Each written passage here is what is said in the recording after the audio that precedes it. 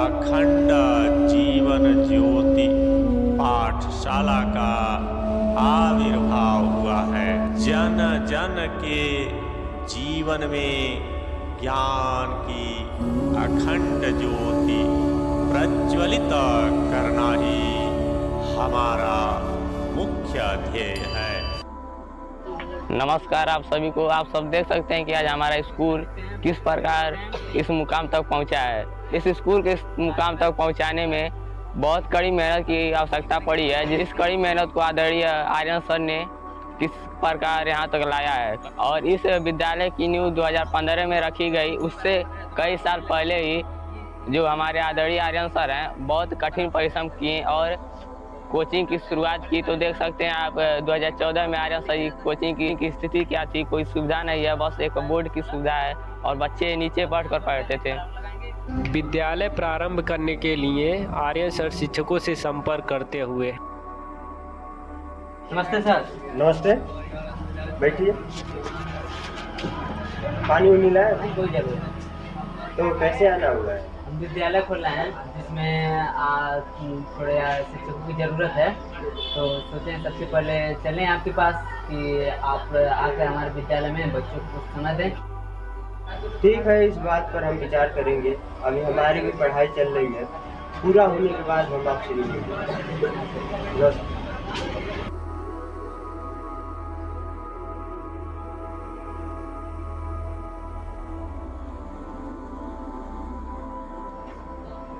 नमस्ते सर। नमस्ते नमस्ते, आइए बैठिए। और बताइए क्या चल रहा है? सुना स्कूल खोले हैं, पढ़ाई वढ़ाई चल रही कि नहीं? अभी विद्यालय पूरी तरह खुला नहीं है। अभी बच्चों को कुछ आधे जंगल में पढ़ रहे हैं, आधे पेड़ के नीचे पढ़ रहे हैं ग्राउंड में। तो सोचे बच्चों को पढ़ाने के लिए चलें आपके पास। क्या आप हमारे विद्यालय में बच्चों को समय दे सकते हैं? जी, हम तो एकदम समय देने के लिए तैयार हैं। और टीचर उचर हैं कि नहीं? हाँ, एक टीचर के पास गए थे, वो बोले 2-3 दिन में आ रहे हैं। उसके बाद सोचे हम आपके पास चलें। हम तो आने के लिए एकदम तैयार हैं। ठीक है, हम कल से आ रहे हैं आपके पास और बच्चे तैयार रहेंगे पढ़ने के लिए। ठीक है, तो चलते हैं। चलिए, नमस्ते।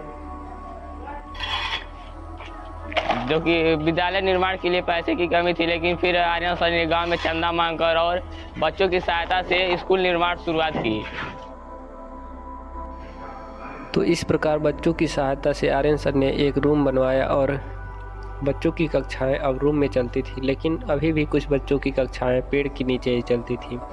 आपको ये जानकर आश्चर्य होगा कि ये विद्यालय 2015 में ही प्रारंभ हो गया था, लेकिन बच्चियों का प्रवेश 2017 से लिया गया। इसका मुख्य कारण यही था कि विद्यालय परिवार की आर्थिक स्थिति कुछ ठीक न थी और प्रारंभ में विद्यालय में शौचालय की व्यवस्था नहीं थी। यही एक मुख्य कारण था जो बच्चियों की प्रवेश में 2 सालों का एक लंबा वक्त लगा। तो कुछ इस प्रकार विद्यालय संघर्ष करते हुए इस मुकाम तक पहुंचा है।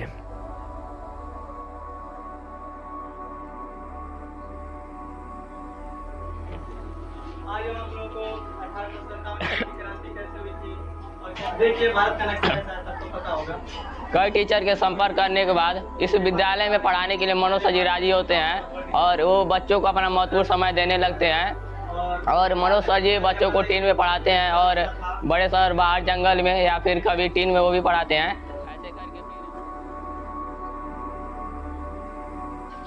हमारे आदरणीय सर बच्चों को पर्यावरण के प्रति जागरूक करते हुए गांव में पौधारोपण करते हुए। अब सब कुछ ठीक ही चल रहा था कि लॉकडाउन लग गया और बच्चों की शिक्षा पूरी तरह से बाधित हो गई। तब विद्यालय परिवार ने ऑनलाइन क्लास के माध्यम से बच्चों के पठन पाठन कार्य को सुचारू रूप से आगे बढ़ाया। तत्पश्चात जब लॉकडाउन समाप्त हो गया तब एक नई ऊर्जा के साथ विद्यालय में पठन पाठन कार्य पुनः प्रारंभ हुआ और इसमें आर्यन सर और उनके सभी सहायक शिक्षकगण की पूर्ण सहायता मिली, जिसमें ओम प्रकाश श्रीवास्तव सर जो इस विद्यालय के एक मार्गदर्शक के रूप में भी कार्य करते हैं, जो प्रारंभ से इस विद्यालय से जुड़े रहे हैं, और हमारे Yogendra sir, Manoj sir, Rameshwar sir, Govind sir, Shailendra sir और कुछ नए शिक्षक एवं शिक्षिकागण का पूर्ण सहयोग मिला और विद्यालय में पठन पाठन कार्य सुचारू रूप से चलने लगा।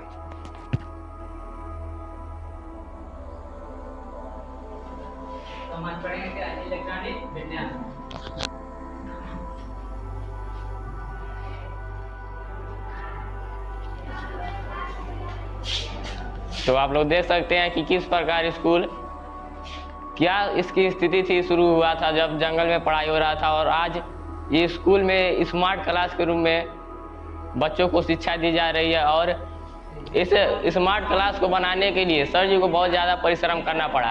और एक दिन था जब वो जंगल में पढ़ाई करते थे बच्चे और आज स्मार्ट क्लास तक पहुंच गए हैं, तो इसके पीछे बहुत कड़ी मेहनत की ज़रूरत पड़ी है। सत्य ही कहा गया है कि जब तक आप किनारा को छोड़कर नहीं जाएंगे समुद्र पार नहीं होगा। और यदि हमारे आदरणीय आर्यन सर कोचिंग से लेकर के अगर प्लानिंग के तहत यहाँ तक आगे नहीं बढ़े होते तो क्या आज स्कूल यहाँ तक पहुँच पाता है? नहीं पहुँच पाता है।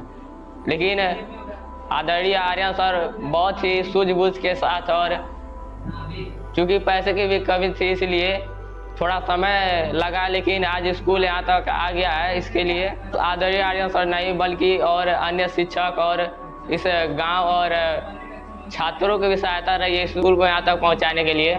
तो ये तो कह पाना बहुत ही आसान है कि आज बच्चे स्मार्ट क्लास में पढ़ पा रहे हैं, लेकिन ये बहुत उतना ही कठिन था क्योंकि सर के पास पैसे की व्यवस्था और कुछ की व्यवस्था नहीं था। शुरू में तो जंगल से कोचिंग की शुरुआत किए, उस जंगल में कोचिंग पढ़ाते थे और फिर कुछ शिक्षक के साथ संपर्क किए तो कोई शिक्षक भी नहीं यहाँ स्कूल में पढ़ाना चाहते थे क्योंकि उस समय बच्चों के लिए व्यवस्था ही नहीं था, जंगल में पढ़ाई होता था। फिर सर जी के पास शिक्षक के संपर्क में आए, फिर दोनों लोग मिलकर पढ़ाने लगे और फिर कुछ समय के बाद चंदा मांग करके और बच्चों की सहायता से एक टीम का निर्माण किया गया जिसमें बच्चों को पढ़ाया जाता था। लेकिन फिर भी उसमें एडजस्ट ना हो जाने के कारण आधे बच्चे टीम में पढ़ते थे और कुछ बाहर ही पढ़ते थे।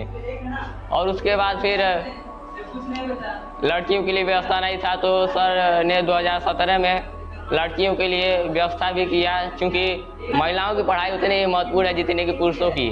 इसलिए यही ध्यान में रखते हुए सर जी ने महिलाओं के लिए भी व्यवस्था किया और फिर यहाँ से लड़कियाँ भी पढ़ने लगीं। और उसके बाद फिर स्कूल तो आगे की तरफ बढ़ ही रहा था, लेकिन फिर लॉकडाउन लग गया, जिसमें स्कूल बंद रहा। लेकिन फिर भी सर जी ने बहुत कोशिश किया बच्चों को पढ़ाई करने के लिए, ऑनलाइन क्लासेस चलाएं या फिर ऑफलाइन कोचिंग की तरह बुला कर पढ़ाएं। इसके बीच कई अधिकारियों का सर पे बहुत ज़्यादा दबाव था कि आप लॉकडाउन में क्लास मत चलाइए, लेकिन सर जी ने अपना जितना हो सका बच्चों को समय दिए और ऑनलाइन क्लास चलाएं, ऑफलाइन क्लास चलाएं। और उसके बाद फिर स्कूल प्रारंभ हुआ तो अभी स्कूल केवल हाई स्कूल तक था और हाई स्कूल में ही बच्चों को इंटरमीडिएट लेवल तक की तैयारी कराई जाती हैं। सर्वे भद्राणि पश्यन्तु to give concrete shape to this concept. Akhanda Jeevan Jyoti Pathshala has emerged for the service of mankind. Our main goal is to ignite the eternal flame of knowledge in the lives of the people.